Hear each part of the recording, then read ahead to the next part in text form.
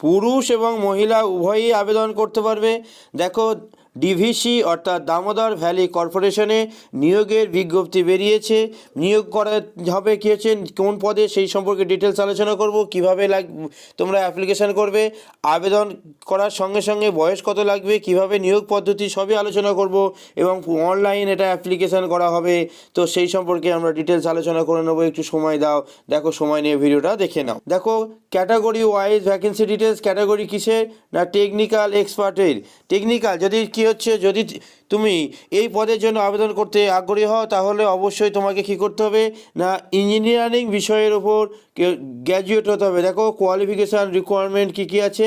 আর qualification রিকোয়ারমেন্টের আগেও তোমাদেরকে একটা বিষয় জানিয়ে দিই যে বেতন কত মান্থলি। দেখো, একটা বেতন স্ট্রাকচার দেওয়া আছে প্রায় 1.5 লাখ টাকা।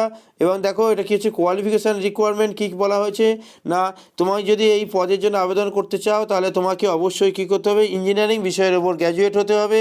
আর তার সাথে প্রয়োজন হবে কি না, নির্দিষ্ট বিষয়ের ওপর অন্তত 12 বছরের কাজের অভিজ্ঞতা। এই দুটো শর্ত তাই, একটা হচ্ছে ব্যাচেলর ডিগ্রি চাই, আর একটা হচ্ছে 12 ইয়ার্স এক্সপিরিয়েন্স। ভালো করে দেখে নাও কোনখানে, দেখতে পাচ্ছ নিশ্চয়ই তোমরা।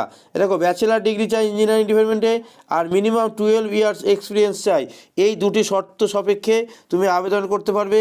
আরও জানতে দেখো ভিডিওটা শেষ পর্যন্ত দেখে নাও। দেখো কি বলা হচ্ছে, ভিডিওটা শেষ পর্যন্ত দেখো কি বলা হচ্ছে, বয়স সীমা কত লাগবে।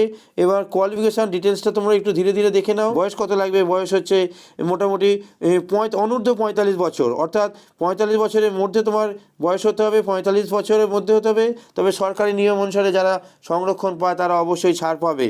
ঠিক আছে, নিয়োগ স্থান কোথায় হবে, নিয়োগ স্থান হবে ডিভিসি অর্থাৎ দামোদর ভ্যালি কর্পোরেশনে নিয়োগ হবে। আবেদন পদ্ধতি কী হবে, আবেদন পদ্ধতি অনলাইনের মাধ্যমে হবে। তাই আবেদনের জন্য ডিভিসির যে অফিসিয়াল ওয়েবসাইটটা দেখো, তোমাদের ওয়েবসাইটটা দেওয়া আছে। এই ওয়েবসাইটে কী হচ্ছে, ওয়েবসাইটে দেখতে পাবে তোমরা ডিটেলসটা।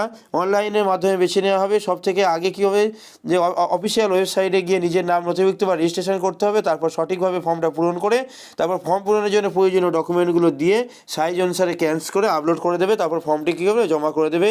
যাই হোক, এবার চলে আসে আবেদনের শেষ তারিখ কবে।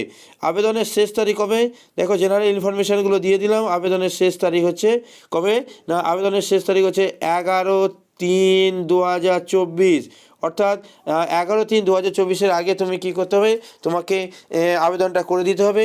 আশা করছি তোমার এটা যথেষ্ট সাহায্য হয়েছে।